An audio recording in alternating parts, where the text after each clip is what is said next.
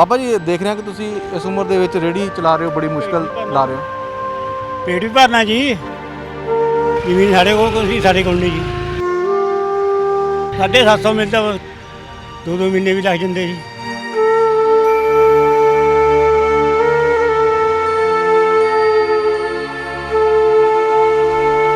ਹੁਣ ਸਾਰਿਆਂ ਨੇ ਅਸੀਂ ਰੇਹੜੀ ਪਾਉਂਦੇ ਆ, 20-30 ਰੁਪਏ ਕਮਾਉਂਦੇ ਜੀ।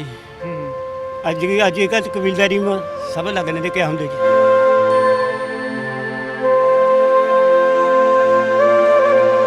ਤੇ ਪੈਨਸ਼ਨ ਕਿੰਨੀ ਮਿਲ ਰਹੀ ਹੈ ਤੁਹਾਨੂੰ? बस 5-400 मिलता। ਅੱਛਾ, 750 ਗੁਜ਼ਾਰਾ ਹੋ ਜਾਂਦਾ ਹੈ ਜਾਂ ਹੋਰ? गुजारा कर क्या 750 वाल क्या ਹੁੰਦਾ ਤੁਸੀਂ ਸੋਚੋ। ਕਿਤੇ ਆ ਗਈ ਕਿਤੇ ਨਹੀਂ ਵੀ ਆਈ, ਕਹਿਣ ਦੀ ਮਿਲਦੀ ਕਈਆਂ ਦੀ ਮਿਲਦੀ ਨਹੀਂ ਹੈ। ਘੱਟੋ ਘੱਟ 2500 ਜਾਂ 3000 ਦੇ ਲਗਭਗ ਦਾ ਚਾਹੀਦਾ। 100 ਰੁਪਏ ਰੋਜ਼ ਦਾ ਚਾਹੀਦਾ ਜੀ ਘੱਟੋ ਘੱਟ, ਜੇ ਜ਼ਿਆਦਾ ਨਹੀਂ। 750 ਨਾਲ ਬਣਦਾ ਵੀ ਕਿਆ ਹੈ। ਸਹੂਲਤਾਂ ਜੀ ਹੁਣ ਸਾਰੀ ਚਾਹੀਦੀਆਂ, ਐਸ਼ ਚਾਹੀਦੀ ਸਾਨੂੰ ਜਾਂ ਇੰਨੀ ਉਮਰ ਹੋ ਜੂ। ਹੁਣ ਸਾਨੂੰ ਕੰਮ ਕਰਨਾ ਪੈਂਦਾ ਜੀ, ਜਾਂ ਸਾਡੇ ਪੱਲੇ ਨਹੀਂ ਕੋਈ ਪੈਂਦਾ। ਸਾਡੇ ਤਾਂ 65 ਦੇ ਬਣਦੀ ਹੈ, ਸਾਡੇ ਤਾਂ ਕਹਿੰਦੇ 50 ਹਾਂ। ਉਹ ਜਿਹੜੇ ਆਧਾਰ ਕਾਰਡ ਮੈਂ ਘੱਟ ਵੱਧ ਕਰੀ ਵੀ ਇਹਨਾਂ ਨੇ। ਪਰ ਡੀਸੀ ਦਫ਼ਤਰ ਚੱਲ ਜਾਓ, ਕਦੀ ਬਲਾਕ ਆਫਿਸ ਚੱਲ ਜਾਓ, ਖੱਜਲ ਖੁਆਰੀ ਹੈ ਜੀ। ਹਰਿਆਣੇ 'ਚ 3000-2500 ਮਿਲਦੀ ਉਹ ਹੈ, ਇੱਥੇ ਕੁਛ ਵੀ ਨਹੀਂ ਦਿੱਤਿਆ ਹੈ। ਉਹ ਕੈਪਟਨ ਜਿਹੜਾ ਕਹੀ ਜਾਂਦਾ ਗੁੜਕੇ ਦੀਆਂ ਖਾ ਸੌਂਹਾਂ ਵੱਧ ਮਿਲਿਆ ਜੀ ਇਹਨਾਂ ਨੂੰ ਵਿਚਾਰਿਆਂ ਨੂੰ, ਜਿਹੜੇ ਗਰੀਬ ਬੰਦੇ ਆ। ਬਜ਼ੁਰਗਾਂ ਦੀ ਪੈਨਸ਼ਨ ਵਧਾਓ ਜੀ, ਕਹਿੰਦੇ ਤਾਂ ਹੈ 2500 ਇਹਨਾਂ ਨੂੰ ਤਾਂ 750 ਵੀ ਨਹੀਂ ਮਿਲਦਾ ਕਈ ਵਾਰ। ਉਹ ਵੀ 3-3 4-4 ਮਹੀਨੇ ਲੰਘ ਜਾਂਦੇ ਆ।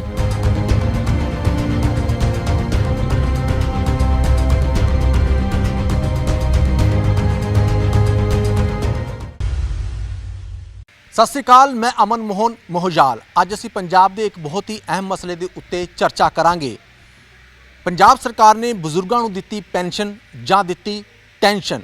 ਕਿਉਂਕਿ ਕਾਂਗਰਸ ਪਾਰਟੀ ਨੇ ਚੋਣਾਂ ਤੋਂ ਪਹਿਲਾਂ ਪੰਜਾਬ ਦੇ ਬਜ਼ੁਰਗਾਂ ਨਾਲ ਵਾਅਦਾ ਕੀਤਾ ਸੀ ਕਿ ਜੇ ਸਾਡੀ ਸਰਕਾਰ ਆਈ ਤਾਂ ਤੁਹਾਨੂੰ ਅਸੀਂ 2500 ਰੁਪਇਆ ਪੈਨਸ਼ਨ ਦੇਵਾਂਗੇ, ਪਰ ਮਿਲ ਰਹੇ ਨੇ ਸਿਰਫ 750 ਰੁਪਏ। ਉਹ ਵੀ ਮਿਲ ਰਹੇ ਨੇ ਜਾਂ ਨਹੀਂ ਮਿਲ ਰਹੇ। ਅੱਜ ਅਸੀਂ ਪੰਜਾਬ ਦੇ ਪਿੰਡਾਂ ਦਾ ਦੌਰਾ ਕਰਾਂਗੇ ਤੇ ਬਜ਼ੁਰਗਾਂ ਤੋਂ ਇਸ ਬਾਰੇ ਹਾਲ ਜਾਣਾਂਗੇ। ਪਰ ਤੁਹਾਨੂੰ ਦੱਸ ਦਈਏ ਕਿ ਸਾਡਾ ਗੁਆਂਢੀ ਸੂਬਾ ਹਰਿਆਣਾ 2250 ਰੁਪਏ ਬਜ਼ੁਰਗਾਂ ਨੂੰ ਪੈਨਸ਼ਨ ਦਿੰਦਾ ਹੈ। ਪੰਜਾਬ ਦੇ ਵਿੱਚ ਸ਼ਰਤਾਂ ਨੇ ਕਿ ਔਰਤ ਦੀ ਉਮਰ 58 ਸਾਲ ਤੇ ਬਜ਼ੁਰਗ ਦੀ ਉਮਰ, ਮਰਦ ਦੀ ਉਮਰ 65 ਸਾਲ ਤੋਂ ਵੱਧ ਹੋਣੀ ਚਾਹੀਦੀ ਹੈ। ਉਹਨਾਂ ਨੂੰ ਪੈਨਸ਼ਨ ਮਿਲੇਗੀ, ਨਾਲੇ 60,000 ਤੋਂ ਆਮਦਨੀ ਘੱਟ ਹੋਣੀ ਚਾਹੀਦੀ ਹੈ। ਪਰ ਹਰਿਆਣਾ ਦੇ ਵਿੱਚ ਉਮਰ ਦੀ ਸ਼ਰਤਾਂ ਜ਼ਰੂਰ ਨੇ, ਪਰ ਆਰਥਿਕਤਾ ਦੀ ਕੋਈ ਸ਼ਰਤ ਨਹੀਂ ਹੈ। ਸੋ ਪੰਜਾਬ ਦੇ ਵਿੱਚ ਪੈਨਸ਼ਨ ਦਾ ਕੀ ਹਾਲ ਹੈ? ਕਿਉਂਕਿ ਹੁਣ ਚੋਣਾਂ ਵੀ ਦੁਬਾਰਾ ਨੇੜੇ ਨੇ, 1.5 ਕੁ ਸਾਲ ਚੋਣਾਂ ਨੂੰ ਰਹਿ ਗਿਆ। ਜਿਹੜੇ ਲੋਕਾਂ ਤੋਂ ਸਰਕਾਰ ਨੇ ਇਹ ਕਹਿ ਕੇ ਵੋਟਾਂ ਮੰਗੀਆਂ ਸੀ ਬਜ਼ੁਰਗਾਂ ਤੋਂ ਕਿ ਵੋਟ ਸਾਨੂੰ ਪਾਣੀ ਹੈ, ਅਸੀਂ ਤੁਹਾਨੂੰ 2500 ਰੁਪਇਆ ਪੈਨਸ਼ਨ ਦੇਵਾਂਗੇ, ਅੱਜ ਉਹਨਾਂ ਬਜ਼ੁਰਗਾਂ ਤੋਂ ਜਾਣਾਂਗੇ ਕਿ ਉਹਨਾਂ ਦਾ ਕੀ ਹਾਲ ਹੈ। ਆਓ ਫਿਰ ਚੱਲਦੇ ਹਾਂ। ਬਿਲਕੁਲ ਅਸੀਂ ਨਿਊ ਚੰਡੀਗੜ੍ਹ ਦੇ ਪਿੰਡ ਮਾਜਰਾ ਦੇ ਵਿੱਚ ਇਸ ਵੇਲੇ ਖੜੇ ਹੋਏ ਹਾਂ। ਬਜ਼ੁਰਗਾਂ ਤੋਂ ਜਾਣਾ ਕਿ ਬੁਢਾਪਾ ਪੈਨਸ਼ਨ ਉਹਨਾਂ ਨੂੰ ਕਿੰਨੀ ਮਿਲ ਰਹੀ ਹੈ, ਕਿ ਉਹਨਾਂ ਨੂੰ ਸਹੀ ਢੰਗ ਨਾਲ ਮਿਲ ਰਹੀ ਹੈ ਜਾਂ ਉਹਨਾਂ ਨੂੰ ਕਿਸੇ ਮੁਸ਼ਕਲਾਂ ਦਾ ਸਾਹਮਣਾ ਕਰਨਾ ਪੈ ਰਿਹਾ ਹੈ। ਸਤਿ ਸ਼੍ਰੀ ਅਕਾਲ ਬਜ਼ੁਰਗੋ। ਮੈਂ ਤੁਹਾਡੇ ਤੋਂ ਜਾਣਨਾ ਚਾਹੁੰਦਾ ਕਿ ਬੁਢਾਪਾ ਪੈਨਸ਼ਨ ਸਰਕਾਰ, ਪੰਜਾਬ ਸਰਕਾਰ ਕਹਿ ਰਹੀ ਹੈ ਅਸੀਂ ਬਜ਼ੁਰਗਾਂ ਤੱਕ ਪਹੁੰਚਾ ਰਹੇ ਹਾਂ, ਬੁਢਾਪਾ ਪੈਨਸ਼ਨ ਤੁਹਾਨੂੰ ਮਿਲ ਰਹੀ ਹੈ ਜੀ? ਨਹੀਂ ਜੀ, ਬੁਢਾਪਾ ਪੈਨਸ਼ਨ ਨਹੀਂ ਮਿਲਦੀ ਹੈ। ਕਿਤੇ ਆ ਗਈ ਕਿਤੇ ਨਹੀਂ ਵੀ ਆਈ, ਕਹਿਣ ਦੀ ਮਿਲਦੀ ਕਈਆਂ ਦੀ ਮਿਲਦੀ ਨਹੀਂ ਜੀ ਹੈ।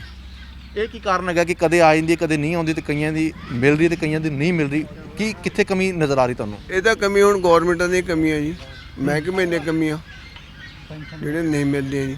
ਅੱਛਾ ਜੀ। ਹਾਂਜੀ।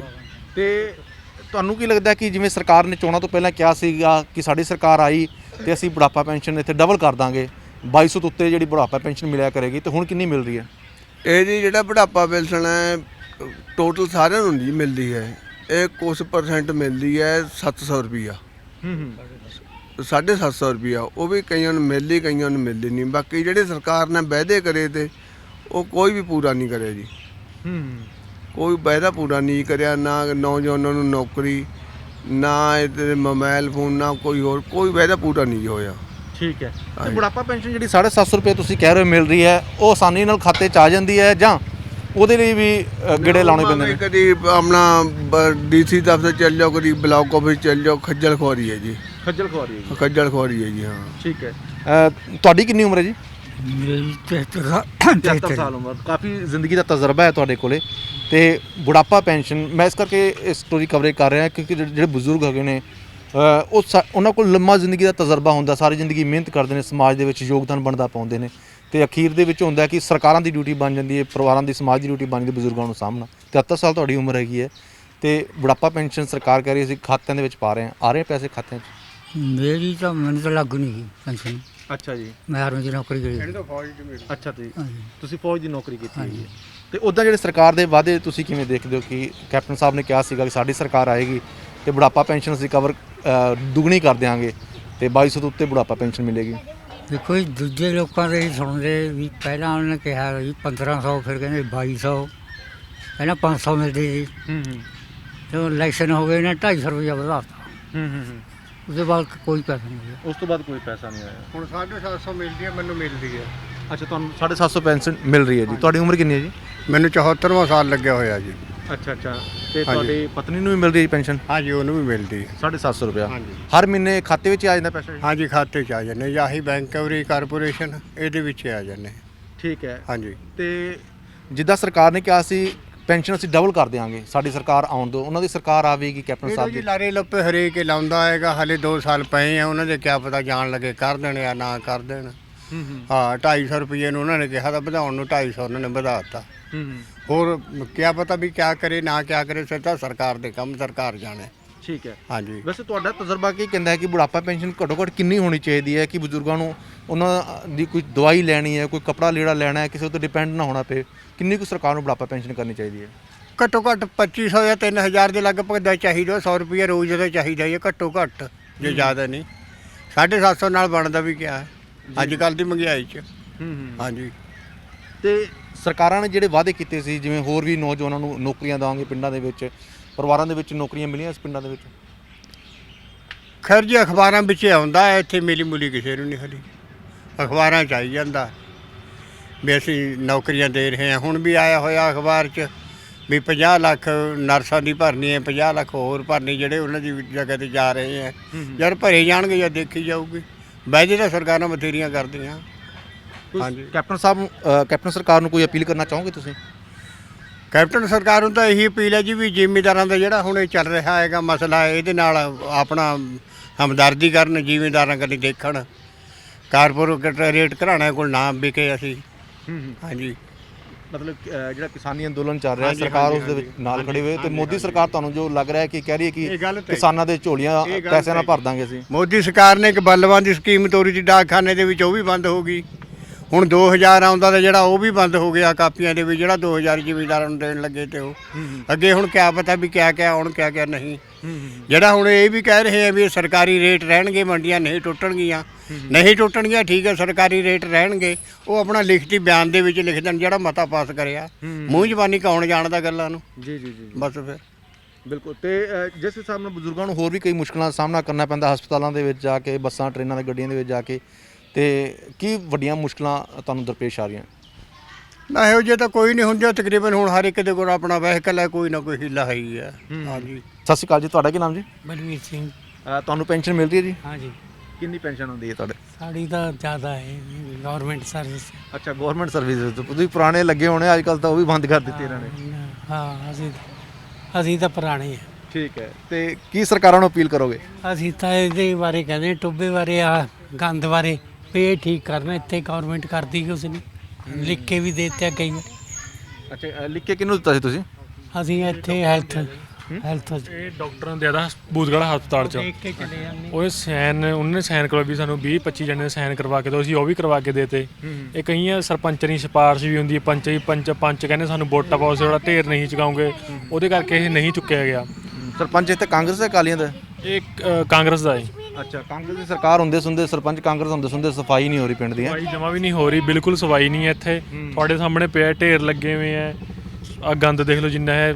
ਜਦੋਂ ਵੀ ਕੋਈ ਹਵਾਦਾਰ ਆਉਂਦੀ ਹੈ, ਸਮੈਲ ਤੁਹਾਡੇ ਮੂਹਰੇ ਤੁਹਾਨੂੰ ਪਤਾ ਹੀ ਹੈ ਵੀ ਕਿੱਦਾਂ ਮਾਰਦੀ ਇੱਧਰ। ਇਹ ਵੀ ਇੱਕ ਵੱਡਾ ਆਪਣੇ ਆਪ ਦੇ ਮੁੱਦਾ ਇਸ ਕਰਕੇ ਹੈਗਾ, ਬਜ਼ੁਰਗਾਂ ਨੇ ਸੱਥ ਦੇ ਵਿੱਚ ਹੀ ਬਹਿਣਾ ਹੁੰਦਾ ਤੇ ਤੁਸੀਂ ਦੇਖੋ ਕਿ ਸੱਥ ਦੇ ਬਿਲਕੁਲ ਨਾਲ ਜਿਹੜਾ ਟੋਭਾ ਹੈਗਾ ਉੱਥੇ ਕਿੰਨੀ ਗੰਦਗੀ ਹੈਗੀ ਹੈ।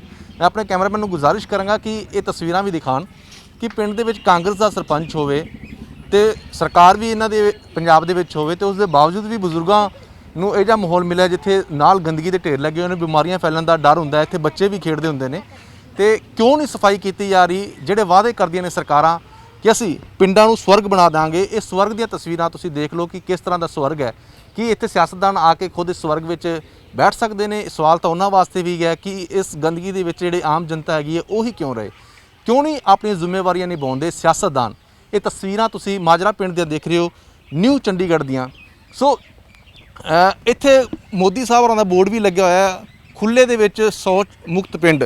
ਆ ਪਿੰਡ ਤੁਸੀਂ ਦੇਖ ਸਕਦੇ ਹੋ ਕਿ ਇੱਥੇ ਬੋਰਡ ਲਾ ਦਿੰਦੇ ਨੇ ਵੱਡੇ ਵੱਡੇ ਲਿਖਤੀ ਤੌਰ ਤੇ, ਤੁਹਾਡਾ ਸਵਾਗਤ ਹੈ, ਮਤਲਬ ਗੰਦਗੀ ਦੇ ਵਿੱਚ ਤੁਹਾਡਾ ਸਵਾਗਤ ਹੈ। ਇਹ ਕੀ ਸਰਕਾਰਾਂ ਦੱਸਣਾ ਚਾਹੁੰਦੀਆਂ ਨੇ, ਤੇ ਆਪਣੇ ਆਪ ਸਰਕਾਰਾਂ ਨੂੰ ਸੋਚਣਾ ਚਾਹੀਦਾ ਹੈ ਕਿ ਤੁਸੀਂ ਸਫਾਈ ਮੁਹਿੰਮ ਮੋਦੀ ਸਾਹਿਬ ਨੇ ਵੀ ਸ਼ੁਰੂ ਕੀਤੀ ਸੀ, ਸਵੱਛਤਾ ਭਾਰਤ, ਤਸਵੀਰਾਂ ਬਥੇਰੀਆਂ ਖਿਚਵਾਈਆਂ, ਅਖਬਾਰਾਂ ਦੇ ਵਿੱਚ ਵੀ ਲੱਗੀਆਂ, ਵੱਡੇ ਵੱਡੇ ਕਲਾਕਾਰ ਵੀ ਆਏ, ਖਿਡਾਰੀ ਵੀ ਆਏ, ਤਸਵੀਰਾਂ ਖਿਚਾ ਕੇ ਝਾੜੂ ਝੂੜੂ ਮਾਰ ਕੇ ਆਪਣੇ ਘਰਾਂ ਨੂੰ ਪਰਤ ਗਏ। ਪਰ ਸਾਡੇ ਦੇਸ਼ ਦੀ ਸਫਾਈ ਜਿਹੜੀ ਮੁਹਿੰਮ ਸੀ ਉਹ ਉੱਥੇ ਹੀ ਰੁਕ ਗਈ। ਅੱਜ ਵੀ ਆਪਾਂ ਗੰਗਾ ਨੂੰ ਸਾਫ਼ ਕਰਨ ਦੀਆਂ ਗੱਲਾਂ ਕਰਦੇ ਹਾਂ, ਪਹਿਲਾਂ ਪਿੰਡ ਦੇ ਸਾਡੇ ਕੋਲ ਟੋਬੇ ਤਾਂ ਸਾਫ਼ ਨਹੀਂ ਹੋਏ। ਸਰਕਾਰਾਂ ਨੂੰ ਇਸ ਪਾਸੇ ਧਿਆਨ ਦੇਣ ਦੀ ਲੋੜ ਹੈ। ਤੁਹਾਨੂੰ ਹੋਰ ਪਿੰਡਾਂ ਦਾ ਵੀ ਦ੍ਰਿਸ਼ ਦਿਖਾਉਂਦੇ ਹਾਂ, ਆਓ ਚੱਲਦੇ ਹਾਂ। ਬਾਬਾ ਜੀ ਦੇਖ ਰਹੇ ਹਾਂ ਕਿ ਤੁਸੀਂ ਇਸ ਉਮਰ ਦੇ ਵਿੱਚ ਰੇਹੜੀ ਚਲਾ ਰਹੇ ਹੋ, ਬੜੀ ਮੁਸ਼ਕਲ ਲਾ ਰਹੇ ਹੋ। ਪੇਟ ਵੀ ਭਰਨਾ ਜੀ, ਜ਼ਮੀਨ ਸਾਡੇ ਕੋਲ ਕੋਈ ਸਾਡੇ ਕੋਲ ਨਹੀਂ ਜੀ। ਉਹ 750 ਮਿਲਦਾ, 2 ਮਹੀਨੇ ਵੀ ਲੱਗ ਜਾਂਦੇ ਜੀ। ਸਰਕਾਰ ਪੈਨਸ਼ਨ 750 ਭੇਜਦੀ ਹੈ, ਹਾਂਜੀ ਬੈਂਕ ਦੇ ਵਿੱਚ ਆ ਜਾਂਦੇ ਆ, ਆ ਜਾਂਦੇ, ਕਦੇ ਕਦੇ 2 ਮਹੀਨੇ ਲੱਗ ਜਾਂਦੇ ਆ, ਹਾਂਜੀ ਲੱਗ ਇਸ ਤੋਂ ਲੇਟ ਵੀ ਹੋ ਜਾਂਦਾ ਕੰਮ। ਹਾਂਜੀ। ਤੇ 750 ਵਿੱਚ ਗੁਜ਼ਾਰਾ ਕਿਵੇਂ ਹੁੰਦਾ ਫਿਰ?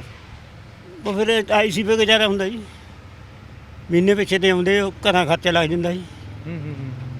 ਜਿਵੇਂ ਕੈਪਟਨ ਸਾਹਿਬ ਨੇ ਕਿਹਾ ਸੀ ਸਾਨੂੰ ਵੋਟਾਂ ਪਾਓ, ਸਾਡੀ ਸਰਕਾਰ ਆਏਗੀ, ਅਸੀਂ ਪੈਨਸ਼ਨ ਜਿਹੜੀ ਹੈਗੀ ਹੈ ਉਹ ਡਬਲ ਕਰ ਦਾਂਗੇ, 2500 ਰੁਪਇਆ ਪੈਨਸ਼ਨ ਮਿਲੇਗੀ। ਕੈਪਟਨ ਸਾਹਿਬ ਨੇ ਪਾਈਆਂ ਜੀ, ਤੁਸੀਂ ਨਹੀਂ ਪਾਈਆਂ ਤੇ ਜੀ। ਵੋਟਾਂ ਵੀ ਕੈਪਟਨ ਸਾਹਿਬ ਨੂੰ ਪਾਈਆਂ ਸੀ ਤੁਸੀਂ, ਤੇ ਫਿਰ ਸਰਕਾਰ ਨੇ ਵਾਅਦਾ ਪੂਰਾ ਨਹੀਂ ਕੀਤਾ। ਹੁਣ ਦੁਬਾਰਾ ਵੀ ਵੋਟ ਚੋਣਾਂ ਆਉਣ ਵਾਲੀਆਂ ਨੇ, ਫਿਰ ਪਾ ਦੇਂਗੇ ਜੀ।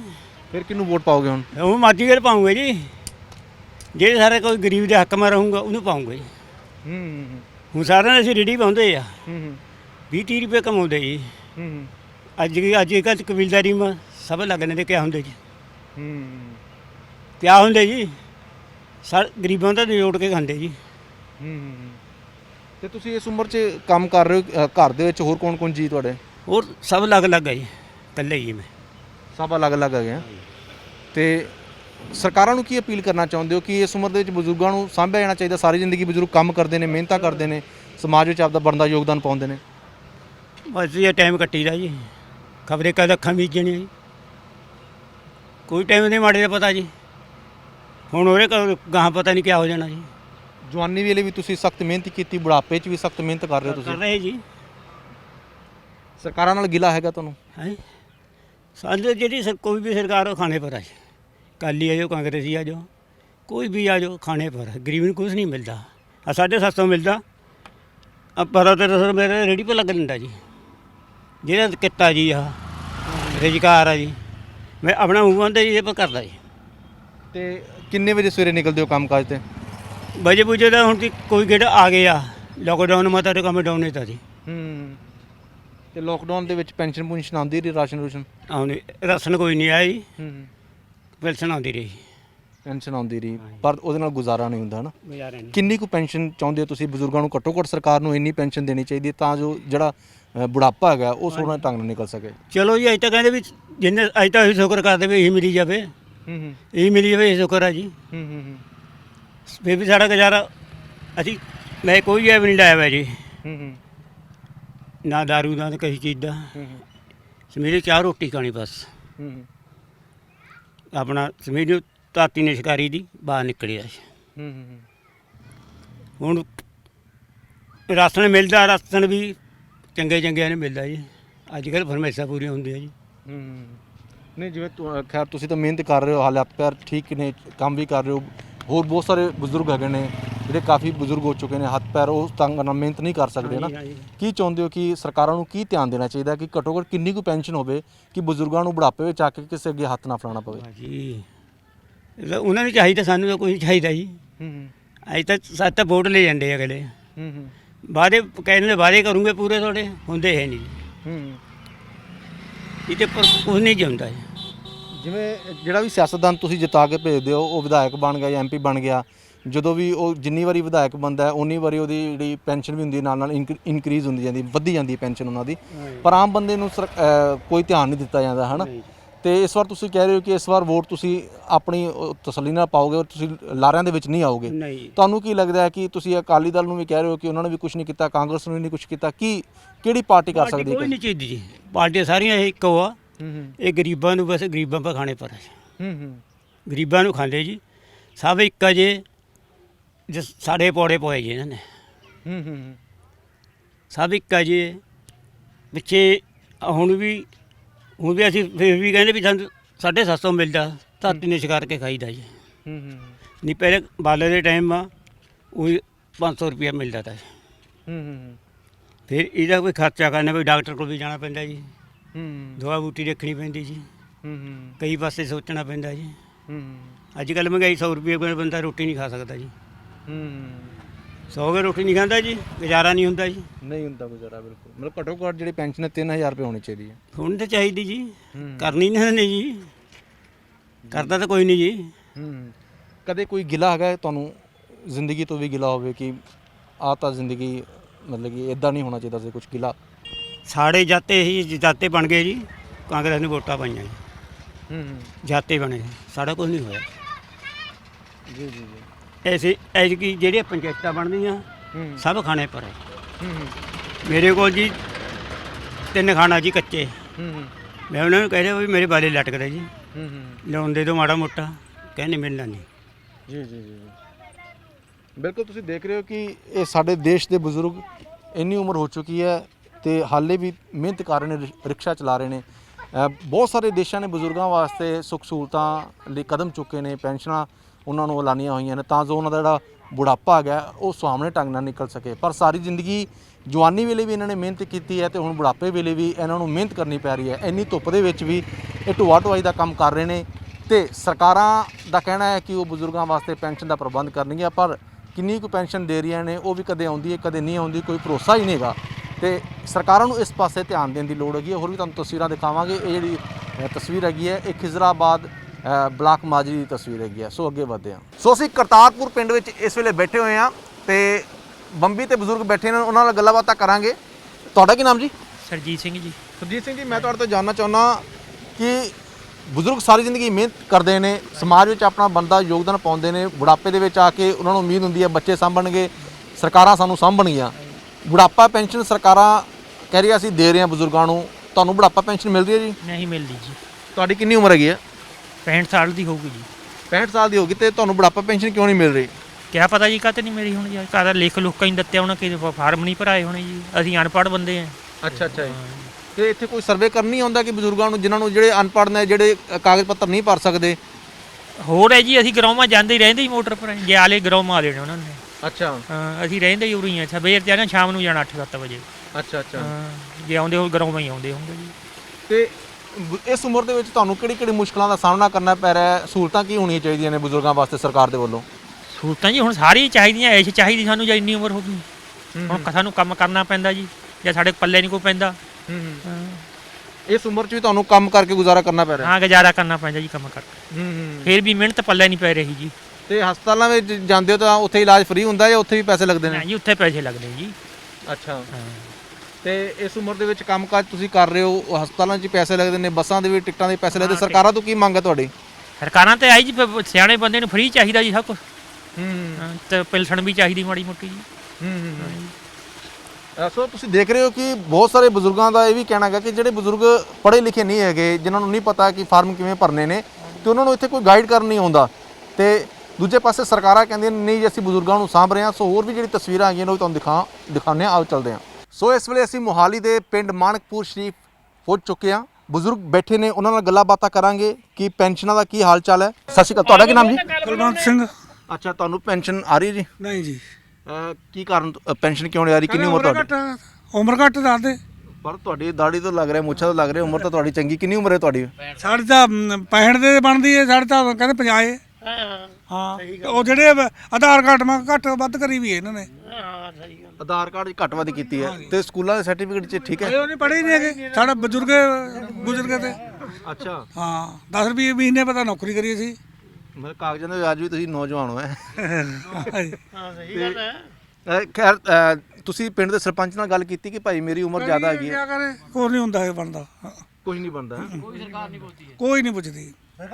ਤੇ ਖੈਰ ਪੈਨਸ਼ਨ ਨਹੀਂ ਮਿਲੀ, ਪਰ ਸਰਕਾਰ ਨੇ ਕਿਹਾ ਸੀ ਕਿ ਸਾਡੀ ਕੈਪਟਨ ਸਾਹਿਬ ਨੇ ਕਿਹਾ ਸੀ ਸਾਡੀ ਸਰਕਾਰ ਸੱਤਾ ਵਿੱਚ ਆ ਲੈਣ ਦਿਓ, ਅਸੀਂ ਹਰੇਕ ਘਰ 'ਚ ਨੌਕਰੀ ਦੇਵਾਂਗੇ। ਕੀ ਤੁਹਾਡੇ ਘਰ 'ਚ ਕਿਸੇ ਨੂੰ ਨੌਕਰੀ ਮਿਲੀ? ਨਹੀਂ ਨਹੀਂ। ਕੈਪਟਨ ਦਾ ਗੁਰਕੇ ਦੀ ਵੀ ਸੌ ਖਾਤੀ ਸੀ ਕਹਿੰਦੇ। ਹਾਂ। ਹੈ ਕਦੇ ਉਹਨੂੰ ਦਿੱਤਾ ਕੁਝ?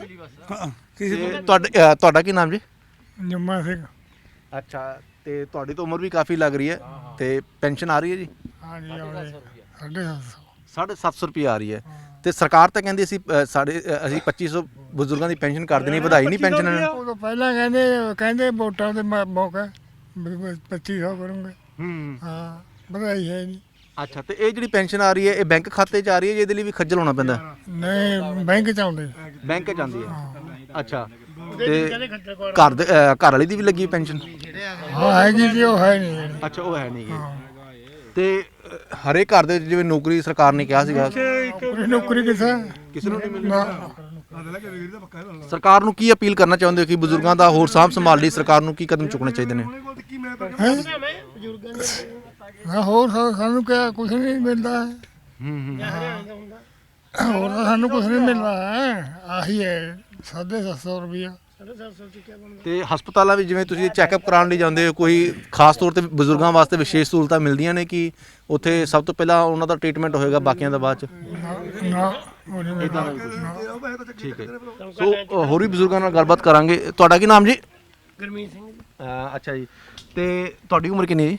ਮੇਰੀ ਉਮਰ 63 ਸਾਲ ਦੀ ਹੈ। 63 ਸਾਲ। ਪੈਨਸ਼ਨ ਹਾਲੇ ਮੈਨੂੰ ਲੱਗਦਾ 2 ਸਾਲ ਕੁਛ ਨਹੀਂ ਜੀ ਹੈ ਹਾਲੇ। ਅੱਛਾ, ਦੇਖ ਲਓ ਬਥੇਰਾ 2-3 ਵਾਰਾਂ ਜਾਇਆ, ਚੱਕਰ ਚੁੱਕਰ ਮਾਰੇ ਬਥੇਰੇ। ਨਾ ਜੀ ਕਹਿੰਦੇ ਜੀ 65 ਸਾਲ ਤੇ ਕੋਈ ਨਹੀਂ ਹੁੰਦੀ ਹੈ, ਪਹਿਲਾਂ 60-62 ਸਾਲ ਦਿਨ ਦੀ ਕਰੀ ਤੀ, ਫੇਰ 65 ਸਾਲ ਦਿਨ ਦੀ ਕਰਤੀ, ਜਾਂ ਕਾਗਜ਼ ਲੈ ਕੇ ਜਾਂਦੇ ਫੇਰ 65 ਸਾਲ ਦਿਨ ਦੀ ਕਰ ਦਿੰਦੇ। ਅੱਛਾ, ਹਰਿਆਣੇ ਚ 3000-2500 ਮਿਲਦੀ ਉਹ ਹੈ, ਇੱਥੇ ਕੁਛ ਵੀ ਨਹੀਂ ਦਿੱਤਿਆ ਹੈ। ਉਹ ਕੈਪਟਨ ਜਿਹਾ ਜਿਹੜਾ ਕਹੀ ਜਾਂਦਾ ਗੁੜਕੇ ਦੀਆਂ ਖਾ ਸੌਆਂ, ਘਰ ਘਰ ਨੂੰ ਦਿੰਦਾ ਨੌਕਰੀਆਂ, ਜੋ ਇੱਥੇ ਮਾਲ ਤੇ ਵੀ ਭੁੱਖੇ ਮਰਦੇ। ਉਹ ਗੁੜਕੇ ਦੀਆਂ ਸੌਹਾਂ ਖਾਂਦਾ, ਉਹ ਸਾਡੇ ਵਰਗੇ ਨੂੰ ਉਹ ਨਹੀਂ ਕਰਦੇ ਹੈ। ਠੀਕ ਹੈ, ਤੇ ਤੁਸੀਂ ਮੰਗ ਕੀ ਕਰਦੇ ਹੋ ਸਰਕਾਰ ਤੋਂ? ਕੋ ਵੀ ਪਰਸਨਲ ਲਾਵਾਂ, ਨੌਕਰੀ ਦੇਵਾਂ ਘਰ ਘਰ। ਇੱਥੇ ਮੇਰੇ ਜਗ੍ਹਾ ਉਹ ਖੇਡਦੇ ਤਾਂ ਸੋ ਬੈਠੇ ਦੇਖ ਲਾ, ਮੇਰੇ ਜਗ੍ਹਾ ਰਹੇ ਆ ਉਹ ਬੈਠੇ, ਹੋਰ ਕਿਹੜੇ ਆ ਸਾਰੇ। ਉਹਨਾਂ ਨਾਲ ਵੀ ਗੱਲਬਾਤ ਕਰਾਂਗੇ। ਨੌਜਵਾਨਾਂ ਨਾਲ ਤਾਸ਼ ਖੇਡ ਰਹੇ ਨੇ ਤੇ ਅੱਜ ਕੱਲ੍ਹ ਪਿੰਡਾਂ ਦੇ ਵਿੱਚ ਬਹੁਤ ਘੱਟ ਰਹਿ ਗਿਆ ਦਾ ਮਾਹੌਲ। ਬਾਈ ਸਤਿ ਸ੍ਰੀ ਅਕਾਲ। 2 ਮਿੰਟ ਰੁਕ ਲਓ। ਮੈਂ ਤਾਂ ਹੁਣ ਦੇਖ ਰਿਹਾ ਤੁਸੀਂ ਸਭ ਤੋਂ ਜ਼ਿਆਦਾ ਰੌਣਕਾਂ ਲਾਈਆਂ, ਤੁਸੀਂ ਕਹਿੰਦੇ ਹੁਣ ਬੋਲਣ ਵਾਲਾ ਕੋਈ ਨਹੀਂ ਹੈਗਾ। ਤੇ ਉਹ ਬਜ਼ੁਰਗ ਕਹਿ ਰਹੇ ਕਿ ਭਾਈ ਤੁਸੀਂ ਸਰਕਾਰਾਂ ਨੇ ਨੌਕਰੀਆਂ ਨਹੀਂ ਦਿੱਤੀਆਂ ਤੇ ਸਾਰਾ ਦਿਨ ਤਾਸ਼ ਕੁੱਟਦੇ ਨੇ, ਸਹੀ ਗੱਲ ਆ? ਬਜ਼ੁਰਗ ਸਾਡੇ ਕਹਿੰਦੇ ਵੀ ਖਾਦ ਦੀ ਖੇਤੀ ਸ਼ੁਰੂ ਕਰੋ। ਇਹ ਬੰਦੇ ਜਿਨ੍ਹਾਂ ਦੀ ਤੁਸੀਂ ਇੰਟਰਵਿਊ ਲਈ ਹੈ ਸਭ ਖਾਣੇ ਵਾਲੇ ਆ। ਠੀਕ ਹੈ ਜੀ, ਹੁਣ ਮਿਲਦਾ ਹੈ ਨਹੀਂ ਜੀ, ਇਹ ਤੰਗ ਪਰੇਸ਼ਾਨ, ਕੋਈ ਪੈਨਸ਼ਨ ਨਹੀਂ ਲੱਗਦੀ ਵੀ ਇਹਨਾਂ ਦਾ ਹੱਲ ਜ਼ਰੂਰੀ ਹੈ ਜੀ। ਅੱਛਾ, ਮਤਲਬ ਕਿ ਮੈਂ ਤੁਹਾਡੇ ਤੋਂ ਜਾਣਨਾ ਚਾਹੁੰਦਾ ਕਿ ਤੁਸੀਂ ਸਰਕਾਰ ਤੋਂ ਕੀ ਮੰਗ ਕਰਦੇ ਹੋ ਕਿ ਬਜ਼ੁਰਗਾਂ ਵਾਸਤੇ ਕੀ ਸਹੂਲਤਾਂ ਹੋਣੀਆਂ ਚਾਹੀਦੀਆਂ ਨੇ? ਬਜ਼ੁਰਗਾਂ ਦੀ ਪੈਨਸ਼ਨ ਵਧਾਓ ਜੀ। ਕਹਿੰਦੇ ਤਾਂ ਹੈ 2500 ਇਹਨਾਂ ਨੂੰ ਤਾਂ 750 ਵੀ ਨਹੀਂ ਮਿਲਦਾ ਕਈ ਵਾਰ, ਉਹ ਵੀ 3-3 4-4 ਮਹੀਨੇ ਲੰਘ ਜਾਂਦੇ ਆ। ਕਹਿਣੇ ਨੂੰ 2500 ਆ ਜਾਂਦਾ, ਪਰ ਇਹਨਾਂ ਨੂੰ 750 ਵੀ ਕਈ ਵਾਰ 3-3 4-4 ਮਹੀਨੇ ਬਾਅਦ ਮਿਲਦਾ ਆ। ਮਹਿੰਗਾਈ ਦਾ। ਤੁਸੀਂ ਕੰਮ ਕੀ ਕਰਦੇ ਹੋ? ਮੈਂ ਤਾਂ ਜੀ ਡਰਾਈਵਰੀ ਕਰਦਾ ਜੀ। ਡਰਾਈਵਰੀ ਵਧੀਆ ਕੰਮ ਚੱਲ ਰਿਹਾ ਤੁਹਾਡਾ? ਬਸ ਵਧੀਆ ਗਿਆ ਜੀ, ਦਿਹਾੜੀ ਆ। ਅੱਛਾ, ਹਾਂਜੀ 500-700 ਰੁਪਈਆ ਦਿਹਾੜੀ ਹੈ ਜੀ ਆਪਣੀ। ਅੱਛਾ, ਤੇ ਜਿਵੇਂ ਸਰਕਾਰ ਕਹਿੰਦੀ ਸੀ ਕਿ ਅਸੀਂ ਪਿੰਡਾਂ ਦੀ ਹਾਲਤ ਜਿਹੜੀ ਸੁਧਾਰ ਦਾਂਗੇ, ਸਵਰਗ ਬਣਾ ਦਾਂਗੇ, ਤੁਹਾਡੇ ਪਿੰਡ ਦੇ ਵਿੱਚ ਵਿਕਾਸ ਠੀਕ ਚੱਲ ਰਿਹਾ ਸਾਰਾ ਕੁਝ? ਬਸ ਜੀ ਦੇਖ ਲਓ ਤੁਹਾਡੇ ਸਾਹਮਣੇ ਹੀ ਹੈ ਜੀ ਵਿਕਾਸ ਤਾਂ, ਬਸ ਚੱਲੀ ਜਾਂਦਾ ਹੈ। ਵੋਟਾਂ ਆ ਗਈਆਂ ਨੇੜੇ, ਹੁਣ ਮਾੜਾ ਮੋਟਾ ਕਰਾ ਦੂੰਗੇ ਲਿਪ ਪੋਤੀ, ਉਹ ਤੋਂ ਬਾਅਦ ਕੁਝ ਨਹੀਂ ਹੈ। ਅੱਛਾ, ਹਾਂਜੀ। ਤੁਸੀਂ ਕੀ ਕੰਮ ਕਰਦੇ? ਮੈਂ ਤਾਂ ਬਿਜਲੀ ਮਕੈਨਿਕ ਆ ਜੀ। ਤੇ ਅੱਜ ਮਤਲਬ ਤਾਸ਼ ਵਾਸਤੇ ਸਪੈਸ਼ਲ ਸਮਾਂ ਕੱਢਿਆ, ਕੰਮ ਕਰ ਅੱਜ ਕੀਤਾ ਨਹੀਂ? ਬਸ ਕੰਮ ਵਿਹਲੇ ਉਹਦੇ ਦੁਪਹਿਰੇ ਜਿਹਨੂੰ ਘੰਟਾ ਖੰਡ ਕਿੰਨੀਆਂ ਕੁ ਸੀਪ ਦੀਆਂ ਬਾਜੀਆਂ ਲੱਗ ਜਾਂਦੀਆਂ? ਬਸ 5-4 ਵਜੇ ਲਾ ਕੇ ਬਸ। ਅੱਛਾ, ਤੇ ਸਰਕਾਰ ਨੂੰ ਕੀ ਅਪੀਲ ਕਰਨਾ ਚਾਹੁੰਦੇ ਹੋ ਖਾਸ ਤੌਰ ਤੇ ਬਜ਼ੁਰਗਾਂ ਦੇ ਮਾਮਲੇ ਵਿੱਚ, ਕਿਉਂਕਿ ਵਾਲ ਤਾਂ ਹੁਣ ਤੁਹਾਡੇ ਵੀ ਚਿੱਟੇ ਹੋ ਗਏ ਭਾਈ? ਪੈਨਸ਼ਨ ਪੁਲਸਾਂ ਜਿਹਨੇ ਬਾਅਦ 'ਚ ਮੇਰੇ ਤਾਂ ਫਾਇਦਾ ਹੀ ਹੈ ਇਹਨਾਂ ਦਾ, ਬਜ਼ੁਰਗਾਂ ਦਾ। ਕਿੰਨੀ ਕੁ ਪੈਨਸ਼ਨ ਹੋਣੀ ਚਾਹੀਦੀ ਹੈ? ਹੁਣ ਤਾਂ ਸਰਕਾਰ ਜਿੰਨੀ ਕੁ ਦੇ ਰਹੀ ਹੈ 750 ਰੁਪਏ ਚ, ਉਹਦੇ ਤਾਂ ਮੱਲਮ ਪੱਟੀ ਨਹੀਂ ਆਉਂਦੀ ਬੰਦੇ ਦੀ। ਉਹ ਤਾਂ ਕੁਝ ਨਹੀਂ ਹੁੰਦਾ, ਉਹਦੇ ਵਿੱਚ ਤਾਂ ਕੁਝ ਨਹੀਂ ਬਣਦਾ ਹੈਗਾ। ਅਰਥ ਹੁਣ ਜੇ 2500 ਕਹਿੰਦੇ 2500 ਦਾ ਦਵੇ, ਜੋ ਕਹਿੰਦੇ ਉਹ ਤਾਂ ਦਵੇ। ਜੀ ਹਾਂ। ਸੋ ਹੋਰ ਵੀ ਬਜ਼ੁਰਗਾਂ ਨਾਲ ਗੱਲਾਂ ਬਾਤਾਂ ਕਰਾਂਗੇ। ਤੁਹਾਡਾ ਕੀ ਨਾਮ ਜੀ? ਜਸਵੰਤ ਸਿੰਘ ਜੀ। ਜਸਵੰਤ ਸਿੰਘ ਜੀ, ਮੈਂ ਤੁਹਾਡੇ ਤੋਂ ਜਾਣਨਾ ਚਾਹੁੰਦਾ ਕੀ ਕੰਮ ਕਰਦੇ ਤੁਸੀਂ? ਮੈਂ ਤਾਂ 800 ਦਾ ਰਿਟਾਇਰ ਹੋਇਆ ਹਾਂ ਚੰਡੀਗੜ੍ਹ ਤੋਂ। ਅੱਛਾ, ਸਰਕਾਰੀ ਪੈਨਸ਼ਨ ਲੈਂਦੇ ਫਿਰ? ਤੇ ਕਿੰਨੀ ਕੁ ਪੈਨਸ਼ਨ ਆ ਰਹੀ ਹੈ? 28000। ਅੱਛਾ, ਤੇ ਪਰ ਤੁਹਾਡੀ ਉਮਰ ਦੇ ਜਿਹੜੇ ਹੋਰ ਬਜ਼ੁਰਗ ਹੈਗੇ ਨੇ ਨਾ, ਉਹਨਾਂ ਨਾਲ ਧੱਕਾ ਹੋ ਰਿਹਾ, ਉਹਨਾਂ ਨੂੰ ਸਿਰਫ 750 ਰੁਪਏ ਮਿਲਦੀ ਹੈ। ਉਹ ਵੀ ਨਹੀਂ ਮਿਲਦੀ ਜੀ। ਤੇ ਉਹਨਾਂ ਵਾਸਤੇ ਤੁਸੀਂ ਕੀ ਅਪੀਲ ਕਰਨਾ ਚਾਹੋਗੇ, ਕਿਉਂਕਿ ਤੁਹਾਡੀ ਤਾਂ ਪੈਨਸ਼ਨ ਚੰਗੀ ਹੈਗੀ ਹੈ? ਤਾਂ ਕਹਿੰਦੇ ਸਮਾਂ ਵੱਧ ਮਿਲਿਆ ਜੀ ਇਹਨਾਂ ਨੂੰ ਵਿਚਾਰਿਆਂ ਨੂੰ, ਜਿਹੜੇ ਗਰੀਬ ਬੰਦੇ ਆ, ਟਾਈਮ ਸਿਰ ਮਿਲਣੀ ਚਾਹੀਦੀ ਇਹਨਾਂ ਨੂੰ। ਹੁਣ ਜਿਹੜਾ ਇਸ ਦਾ ਪੈਨਸ਼ਨ ਲੈ ਰਿਹਾ, ਸਾਡਾ 1000 ਰੁਪਏ ਬਣ ਰਿਹਾ ਜੀ। ਇਹ ਤਾਂ ਕਹਿੰਦੇ ਇਹ ਤਾਂ ਠੀਕ ਹੈ ਆਪਣੀ ਵੱਲ ਤੋਂ, ਪਰ ਕਿਸੇ ਨਾ ਬਾਹਰ ਕਹਿ ਰਹੇ ਵੱਧ ਤੋਂ ਵੱਧ ਦੇਣੀ ਚਾਹੀਦੀ ਹੈ। ਹੁਣ ਵੋਟਾਂ ਕਰਕੇ ਸ਼ਾਇਦ ਵਧਾ ਦੇਵੇ, ਬਾਕੀ ਪਤਾ ਨਹੀਂ ਹੁਣ ਇਹਨਾਂ ਦਾ ਗੌਰਮੈਂਟ ਦਾ ਕੀ ਪਤਾ। ਕਿੰਨੀ ਕੁ ਪੈਨਸ਼ਨ ਹੋਣੀ ਚਾਹੀਦੀ ਤੁਹਾਡੇ ਹਿਸਾਬ ਨਾਲ? ਜੇ ਜ਼ਿਆਦਾ 2500 ਦੇਣੀ ਚਾਹੀਦੀ ਹੈ ਹਰਿਆਣੇ ਜਿੰਨਾ ਦੇ ਦਵੇਂ, ਘੱਟੋ ਘੱਟ ਉਹ ਨਹੀਂ। ਕਿਉਂਕਿ ਬਜ਼ੁਰਗਾਂ ਦਾ ਗੁਜ਼ਾਰਾ ਵੀ ਹੋ ਜੇ ਜਿਹਦੇ ਨਾਲ ਦਵਾਈ ਮੱਲ੍ਹਮ ਪੱਟੀ ਕਰਨੀ ਹੋਵੇ ਨਾ। ਤੇ ਪਿੰਡ ਦੀ ਕੋਈ ਸਮੱਸਿਆ ਐਸੀ ਜਿਹੜੀ ਦੱਸਣਾ ਚਾਹੋ ਤੁਸੀਂ?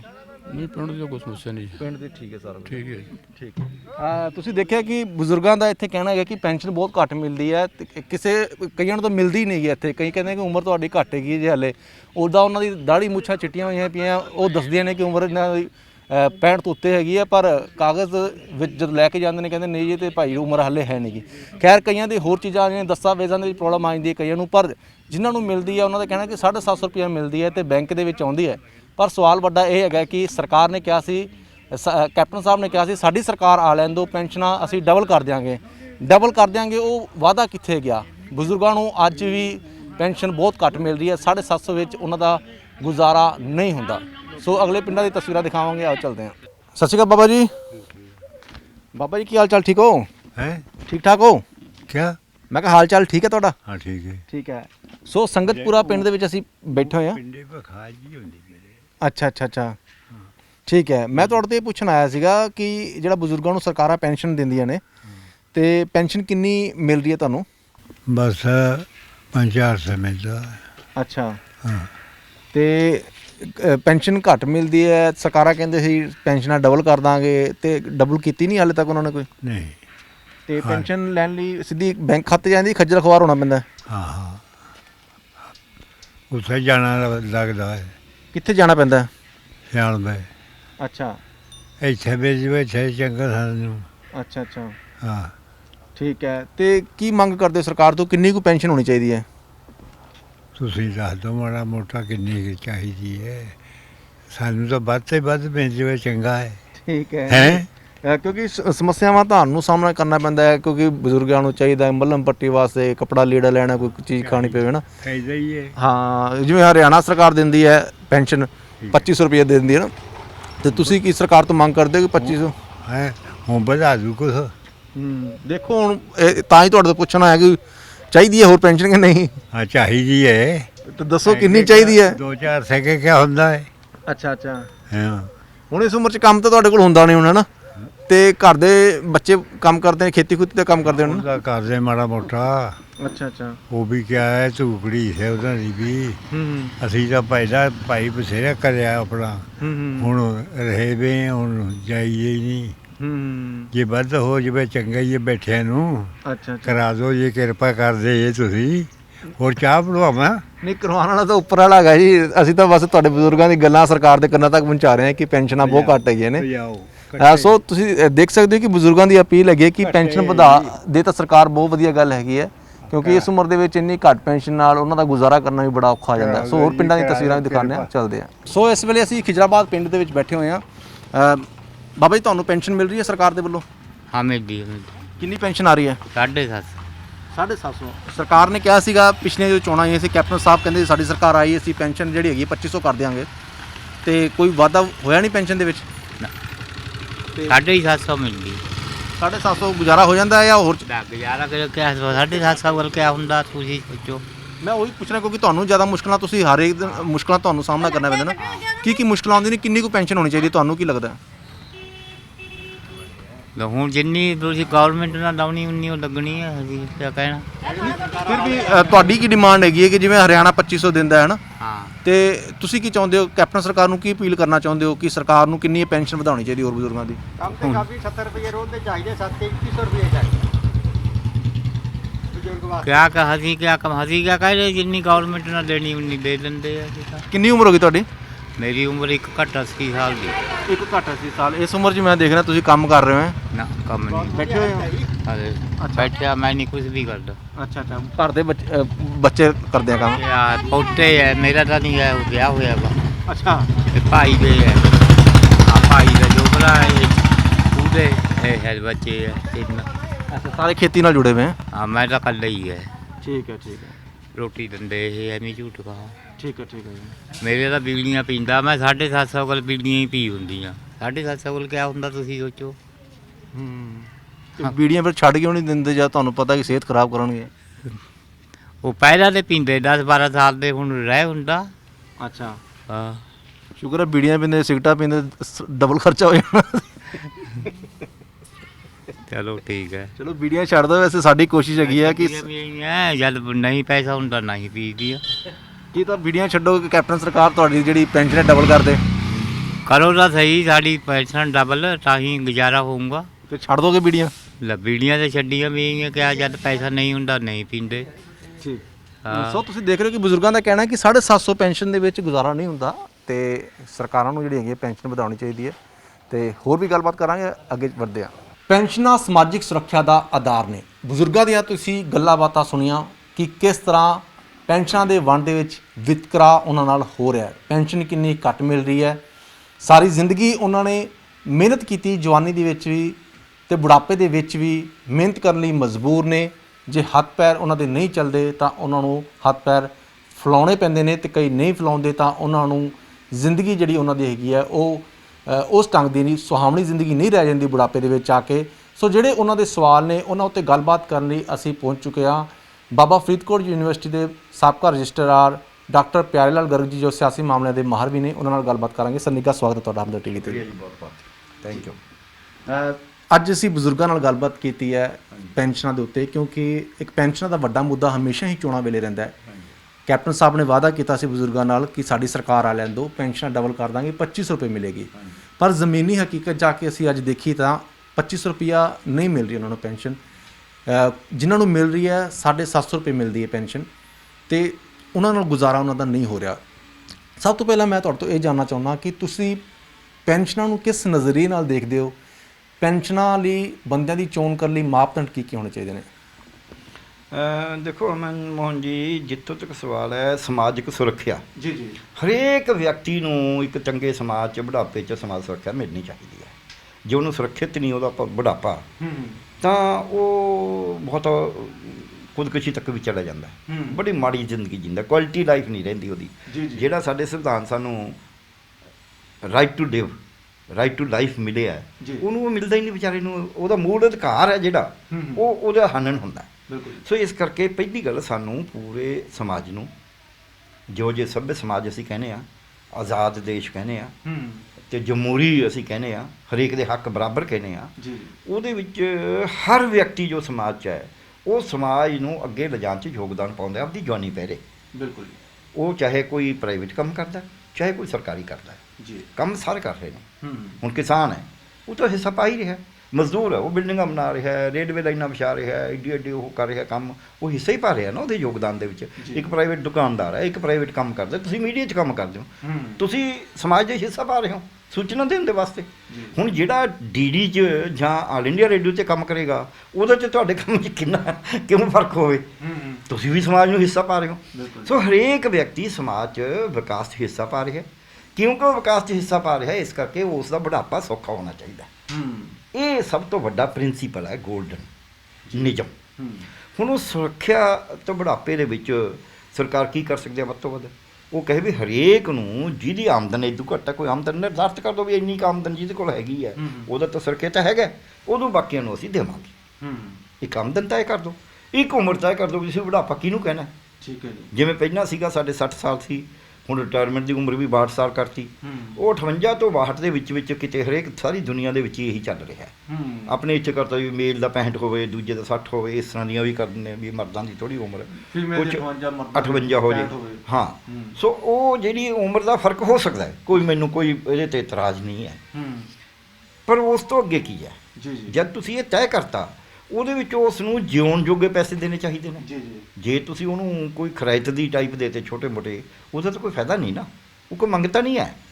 ਉਹਨੂੰ ਜਿਉਣ ਜੋਗੇ ਪੈਸੇ ਦਿਓ, ਉਹ ਤੁਸੀਂ ਜਿਉਣ ਜੋਗੇ ਪੈਸੇ ਤੈਅ ਕਰ ਸਕਦੇ ਹੋ ਵੀ ਇਹਨੂੰ ਰੋਟੀ ਵਾਸਤੇ, ਕੱਪੜੇ ਵਾਸਤੇ, ਰਹਿਣ ਵਾਸਤੇ ਇੱਦਾਂ ਦੇ ਖਰਚੇ ਨੇ, ਇੱਕ ਵਿਅਕਤੀ ਦਾ ਕਿੰਨਾ ਖਰਚਾ ਹੋਏਗਾ ਉਹ ਖਰਚਾ ਤੁਸੀਂ ਤੈਅ ਕਰਕੇ ਉਨੀ ਪੈਨਸ਼ਨ ਨਿਰਧਾਰਿਤ ਕਰੋ।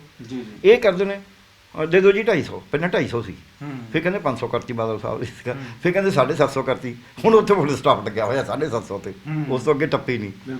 ਸੋ ਇਹ 4 ਸਾਲ ਹੋ ਗਏ, 7.5 ਸਾਲ ਹੋਈ, 750 ਹੋਈ ਨੂੰ 3 ਸਾਲ। ਸੋ ਜਦ ਤੁਸੀਂ ਇੱਕ ਜਿਹੜੀ ਪੈਨਸ਼ਨ ਦਾ ਮਾਪਦੰਡ ਕੋਈ ਵਿਗਿਆਨਕ ਨਹੀਂ ਰੱਖਿਆ, ਇੱਕ ਤਾਂ ਉਹਦੇ ਵਿੱਚ ਗੜਬੜ ਆਉਂਦੀ ਹੈ। ਤੁਸੀਂ ਵਿਗਿਆਨਕ ਮਾਪਦੰਡ ਬਣਾਓ ਕਿ ਖਰਚਾ ਕਿੰਨਾ ਹੁੰਦਾ ਇੱਕ ਬੰਦੇ ਦਾ ਬੁਢਾਪੇ 'ਚ, ਉਹਨਾਂ ਤੁਸੀਂ ਉਹਨੂੰ ਦੇ ਦਿਓ, ਤਾਂ ਹੀ ਉਹਦਾ ਸੁਰੱਖਿਅਤ ਰਹੇਗਾ। ਇੱਕ ਉਹ ਨੋਰਮ ਤੈਅ ਕਰ ਦਿਓ। ਦੁਨੀਆ 'ਚ ਤੈਅ ਹੁੰਦੇ ਨੇ, ਇੱਥੇ ਵੀ, ਹਿੰਦੁਸਤਾਨ 'ਚ ਵੀ, ਭਾਰਤ ਦੇ ਵਿੱਚ ਵੀ।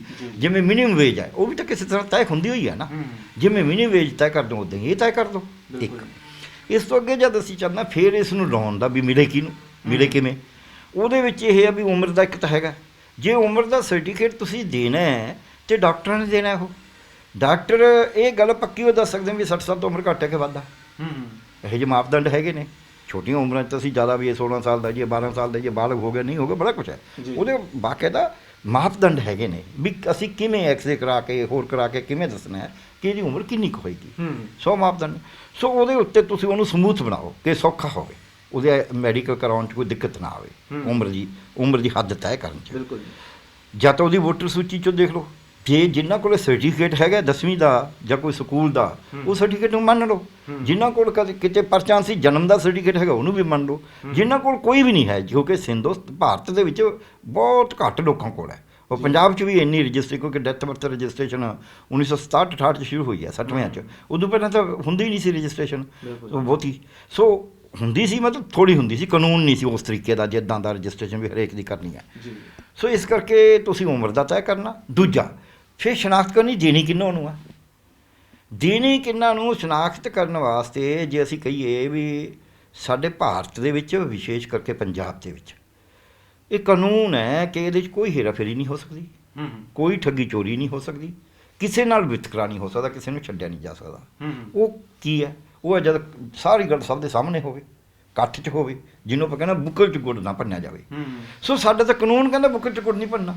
ਜਿੰਨੇ ਬੁਢਾਪਾ ਪੈਨਸ਼ਨਾਂ, ਵਿਧਵਾ ਪੈਨਸ਼ਨਾਂ, ਅਪੰਗ ਪੈਨਸ਼ਨਾਂ ਜਾਂ ਨਿਆਸਰਾ ਪੈਨਸ਼ਨਾਂ, ਜਿੰਨੀਆਂ ਇਹ ਪੈਨਸ਼ਨਾਂ ਲੱਗਣੀਆਂ ਨੇ, ਇਹ ਪੈਨਸ਼ਨ ਦੇ ਲਾਭਪਾਤਰੀ ਨੇ ਜਿਹੜੇ, ਇਹਨੂੰ ਲਾਭਪਾਤਰੀ ਬੈਨੀਫੀਸ਼ਰੀ ਕਹਿੰਦੇ ਨੇ। ਇਹ ਲਾਭਪਾਤਰੀਆਂ ਦੀ ਸ਼ਨਾਖਤ ਵੀ ਕੌਣ ਲਾਭਪਾਤਰੀ ਹੋਣਗੇ ਕਿਸੇ ਪਿੰਡ 'ਚ ਜਾਂ ਕਿਸੇ ਵਾਰਡ 'ਚ, ਉੱਥੋਂ ਦੀ ਵਾਰਡ ਸਭਾ ਜਾਂ ਪਿੰਡ ਦੀ ਗ੍ਰਾਮ ਸਭਾ ਨੇ ਕਰਨਾ। ਹੁਣ ਜਦ ਪਿੰਡ ਦੀ ਗ੍ਰਾਮ ਸਭਾ ਦਾ ਮਤਲਬ 20% ਵੋਟਰ ਉੱਥੇ ਹਾਜ਼ਰ ਹੋਣਾ ਜ਼ਰੂਰੀ ਹੈ। ਜੇ 20% ਵੋਟਰ ਪਿੰਡ ਦੇ ਇਕੱਠੇ ਹੋ ਕੇ ਫੈਸਲਾ ਕਰਦੇ ਨੇ ਵੀ ਆਹ ਬੰਦੇ ਨੂੰ ਪੈਨਸ਼ਨ ਲੱਗਣੀ ਚਾਹੀਦੀ ਹੈ, ਤੇ ਉਹ ਠੀਕ ਕਰਨਗੇ ਫੈਸਲਾ। ਉੱਥੇ ਹੇਰਾਫੇਰੀ ਨਹੀਂ ਹੋ ਸਕਦੀ। ਉੱਥੇ ਇਹ ਨਹੀਂ ਹੋ ਸਕਦਾ ਵੀ ਇਹ ਕਾਂਗਰਸੀ ਹੈ, ਅਕਾਲੀ ਹੈ, BJP ਹੈ, BSP ਹੈ, ਜਾਂ ਇਹ ਆਪ ਨਾਲ ਹੈ, ਜਾਂ ਇਹ ਕਾਮਰੇਡ ਹੈ। ਉੱਥੇ ਇਹ ਨਹੀਂ ਹੋ ਸਕਦਾ ਵੀ ਇਹ ਫਲਾਣੇ ਦਾ ਰਿਸ਼ਤੇਦਾਰ ਨਹੀਂ ਹੈ। ਉੱਥੇ ਇਹ ਨਹੀਂ ਹੋ ਸਕਦਾ ਵੀ ਇਹ ਸ਼ਡਿਊਲਡ ਕਾਸਟ ਹੈ, ਨਾਨ ਸ਼ਡਿਊਲਡ ਕਾਸਟ ਹੈ, ਬ੍ਰਾਹਮਣ ਹੈ, ਜੱਟ ਹੈ, ਖੱਤਰੀ ਹੈ। ਜਾਤ ਪਾਤ ਦਾ ਸਵਾਲ ਨਹੀਂ ਰਹਿ ਸਕਦਾ ਉੱਥੇ ਸਿਰਫ ਇਹੀ ਸਵਾਲ ਰਹੇਗਾ, ਹਾਂ ਭਾਈ ਇਹਦਾ ਤਾਂ ਬਣਦਾ ਹੈ, ਇਹਦੇ ਤਾਂ ਘਰੇ ਕੋਈ ਆਮਦਨ ਹੈ ਨਹੀਂ, ਇਹਨੂੰ ਮਿਲਣੀ ਚਾਹੀਦੀ, ਇਹਦੀ ਉਮਰ ਵੀ ਇਹੀ ਹੈ। ਠੀਕ ਹੈ, ਉੱਥੇ ਸੱਚ ਹੋਏਗਾ। ਹੁਣ ਸਰਕਾਰ ਕੀ ਕਰਦੀ ਹੈ? ਸਰਕਾਰ ਸਾਰਾ ਕੁਛ ਆਪਦੇ ਸਰਕਾਰੀ ਅਮਲੇ 'ਤੇ ਛੱਡਦੀ ਹੈ। ਸਰਕਾਰੀ ਅਮਲਾ ਇੱਕ ਤਾਂ ਵੈਸੇ ਹੀ ਉਹਦੇ ਕੋਲ ਕੰਮ ਇੰਨਾ ਜ਼ਿਆਦਾ ਹੋ ਜਾਂਦਾ ਵੀ ਇਹੋ ਜਿਹਾ ਕੰਮ ਕਰਨ ਨੂੰ ਨਾ ਉਹ ਟ੍ਰੇਨਡ ਨੇ, ਨਾ ਉਹ ਇਹ ਕਰਦੇ ਨੇ, ਨਾ ਉਹਨਾਂ ਦੀ ਨੀਤ ਹੈ। ਅਤੇ ਉਹਦੇ ਨਾਲ ਕੀ ਹੈ, ਸਭ ਤੋਂ ਵੱਡੀਆਂ ਹੇਰਾਫੇਰੀਆਂ ਹੁੰਦੀਆਂ ਨੇ। ਆਹ ਸਰਕਾਰ ਆਈ, ਇਹਨੇ ਜਿੱਥੇ 2500 ਦਾ ਤਾਂ ਮੈਨੀਫੈਸਟੋ 'ਚ ਵਾਅਦਾ ਕਰਿਆ ਸੀ, ਆਉਣ ਸਾਰ ਇਹਨਾਂ ਨੇ ਸ਼ਨਾਖਤ ਕਰੀ ਇਹਨਾਂ ਪੈਨਸ਼ਨਾਂ ਦੀ, ਜਿਹੜੀਆਂ ਇਹ ਵੈਲਫੇਅਰ ਡਿਪਾਰਟਮੈਂਟ ਦਿੰਦਾ ਹੈ, ਸਮਾਜ ਸੋਸ਼ਲ ਸਿਕਿਉਰਿਟੀ ਵਾਲੇ ਦਿੰਦੇ ਨੇ। ਇਹਨਾਂ ਕਿਹਾ ਜੀ 19.5 ਲੱਖ ਪੈਨਸ਼ਨ ਲੋਕਾਂ ਨੂੰ ਪੈਨਸ਼ਨ ਦਿੱਤੀ ਜਾ ਰਹੀ ਹੈ, ਐਕਚੁਅਲ 16 ਲੱਖ ਨੇ। 3.5 ਲੱਖ ਇਹਨਾਂ ਨੇ ਕਹਿਤਾ ਵੀ ਹੈ ਨਹੀਂ, ਅਸੀਂ ਬੁਲਾਏ ਆਏ ਨਹੀਂ, ਕਿਸੇ ਦੀ ਉਮਰ ਦਾ ਫਰਕ ਹੈ, ਕਿਸੇ ਦੇ ਤਾਂ ਜ਼ਮੀਨ ਹੀ ਬਹੁਤ ਜ਼ਿਆਦਾ ਹੈ ਕਿ ਯੰਗ ਬੰਦੇ ਨੂੰ ਲਾ ਰੱਖੀ ਹੈ, ਇਸ ਤਰ੍ਹਾਂ ਕਹਿਤਾ। ਪਰ ਪੈਨਸ਼ਨਾਂ 19 ਲੱਖ ਨਹੀਂ ਦਿੰਦੇ ਰਹੇ। ਫਿਰ ਵੀ ਇਹਨਾਂ ਨੂੰ ਪੁੱਛੋ ਵੀ ਜਦ ਤੁਹਾਡੇ ਕੋਲੇ ਤੁਸੀਂ 3.5 ਲੱਖ ਕੱਢ ਲਿਆ, ਉਹਨੂੰ ਬਾਹਰ ਕੱਢੋ। ਫਿਰ ਹੁਣ ਰੌਲਾ ਕੀ ਹੈ? ਰੌਲਾ ਇਹ ਹੈ ਪੂਰੇ ਪੰਜਾਬ ਦੇ ਵਿੱਚ ਵੀ ਜਦ ਤਾਂ ਅਕਾਲੀ BJP ਸਰਕਾਰ ਹੁੰਦੀ ਹੈ ਤਾਂ ਉਹ ਸਿਆਸੀ ਤੌਰ 'ਤੇ ਆਪਦੇ ਬੰਦਿਆਂ ਦੀਆਂ ਲਵਾ ਦਿੰਦੇ ਨੇ, ਜਾਂ ਕਾਂਗਰਸ ਦੀ ਸਰਕਾਰ ਹੁੰਦੀ ਆਪਦਿਆਂ ਦੀਆਂ ਲਵਾ ਦਿੰਦੇ ਨੇ। ਬਾਕੀ ਜੇ ਕਿਸੇ ਪੋਲੀਟੀਕਲ ਲੀਡਰ ਦਾ ਪ੍ਰੈਸ਼ਰ ਪੈ ਜੇ ਉਹਦੀ ਲੱਗ ਜਾਂਦੀ ਹੈ। ਜਿਹੜਾ ਆਮ ਬੰਦਾ, ਜਿਹੜਾ ਕਿਸੇ ਸਿਆਸਤ ਦੇ ਨਾਲ ਸਿੱਧਾ ਉਸ ਤਰੀਕੇ ਨਾਲ ਨਹੀਂ ਜੁੜਿਆ ਹੋਇਆ ਪਾਰਟੀ ਨਾਲ, ਉਹਦੀ ਲੱਗਦੀ ਹੋਈ ਨਹੀਂ। ਕਿਉਂਕਿ ਸਰਪੰਚ ਵੀ ਉਹਨਾਂ ਨੇ ਪਾਰਟੀਆਂ ਦੇ ਬਣਾ ਰੱਖੇ ਨੇ, ਪਿੰਡ ਦਾ ਸਰਪੰਚ ਤਾਂ ਹੈ ਨਹੀਂ। ਜੇ ਪਿੰਡ ਦਾ ਸਰਪੰਚ ਹੋਏਗਾ ਤਾਂ ਫਿਰ ਪਿੰਡ ਦੀ ਗੱਲ ਸੋਚੇਗਾ, ਹੁਣ ਤਾਂ ਪਾਰਟੀਆਂ ਦੀ ਗੱਲ ਸੋਚਦਾ। ਸੋ ਇਸ ਕਰਕੇ ਬਹੁਤ ਜ਼ਿਆਦਾ ਇਹਦੇ 'ਚ ਧੱਕੇ ਹੋ ਰਹੇ ਨੇ। ਪਹਿਲੀ ਗੱਲ ਲੱਗਣ ਵੇਲੇ ਸਹੀ ਨਹੀਂ ਲੱਗ ਰਹੀ, ਜਿਹਨੂੰ ਹੱਕ ਨਹੀਂ ਉਹਨੂੰ ਮਿਲ ਰਹੀ ਹੈ, ਲੱਗ ਰਹੀ ਹੈ, ਜਿਹਨੂੰ ਹੱਕ ਉਹਨੂੰ ਨਹੀਂ ਲੱਗ ਰਹੀ। ਪਹਿਲਾਂ ਇਹਦੇ 'ਚ ਇੱਕ ਸਵਾਲ ਜ਼ਰੂਰ ਹੈ, ਜਿਹੜੀ ਪਿਛਲੀ ਸਰਕਾਰ ਦੀ ਤੁਸੀਂ ਗੱਲ ਕੀਤੀ ਹੈ, ਉਹਨਾਂ ਨੇ 162.35 ਕਰੋੜ ਰੁਪਏ ਬਕਾਇਆ ਕੱਢਿਆ ਉਹਨਾਂ ਲੋਕਾਂ ਵੱਲ ਕਿ ਜਿਨ੍ਹਾਂ ਦੀ ਗਲਤ ਪੈਨਸ਼ਨ ਲੱਗੀ ਜਾਂ ਅਯੋਗ ਲੱਗੀ ਸੀਗੀ। ਇਹਦੇ ਲਈ ਜ਼ਿੰਮੇਵਾਰ ਕੌਣ ਨੇ? ਉਹ ਲੋਕ ਨੇ ਜਾਂ ਪ੍ਰਸ਼ਾਸਨ ਜ਼ਿੰਮੇਵਾਰ ਹੈ? ਕੌਣ ਪੈਸਾ ਇਹ ਬਕਾਇਆ ਕੌਣ ਦਊ? ਦੇਖੋ ਦੋ ਹੀ ਗੱਲਾਂ ਨੇ ਆਪਾਂ ਨੂੰ। ਜਦ ਤੁਸੀਂ ਬਕਾਇਆ ਕੱਢਦੇ ਹੋ, ਪਹਿਲੀ ਗੱਲ ਉਹ ਬਕਾਏ ਦਾ ਮਤਲਬ ਇਹ ਨਹੀਂ ਹੈ ਕਿ ਦੂਜਿਆਂ ਦੀ ਪੈਨਸ਼ਨ ਰੋਕ ਦਿਓ। ਪਹਿਲਾਂ ਆਪਾਂ ਮੰਨ ਕੇ ਚੱਲੀਏ, ਸਾਡੇ ਤਾਂ ਸਿਸਟਮ ਹੀ ਉਲਟਾ। ਤੁਸੀਂ ਜਾ ਕੇ, ਮੈਂ ਹਸਪਤਾਲ 'ਚ ਡਾਕਟਰ ਹਾਂ, ਤੁਸੀਂ ਜਾ ਕੇ ਮੇਰੇ ਕੋਲ ਸ਼ਿਕਾਇਤ ਕਰ ਦਿਓ ਕਿ ਜੀ ਮੇਰੇ ਤਾਂ ਮਰੀਜ਼ ਦੇ ਟੀਕਾ ਨਹੀਂ ਲੱਗਿਆ। ਮੈਂ ਕਹਿੰਦਾ ਜੀ ਦੇ ਦਿਓ ਲਿਖ ਕੇ, ਫਿਰ ਅਸੀਂ ਇਨਕੁਆਇਰੀ ਕਰ ਲਾਂਗੇ। ਟੀਕਾ ਫਿਰ ਨਹੀਂ ਲੱਗਣਾ। ਇਨਕੁਆਇਰੀ ਕਰਕੇ ਵੀ ਇਨਕੁਆਇਰੀ ਤੁਹਾਡਾ ਵੱਖਰਾ ਕੰਮ, ਉਹ ਕੰਮ ਤਾਂ ਕਰੋ। ਦੂਜਾ ਕਿਉਂਕਿ ਹੇਰਾਫੇਰੀ ਹੋ ਗਈ। ਫਰਜ਼ ਕੋ 200 ਕਰੋੜ ਰੁਪਏ ਵੰਡਣਾ, ਉਹ 'ਚੋਂ 5 ਕਰੋੜ ਦੀ ਹੇਰਾਫੇਰੀ ਹੋ ਗਈ।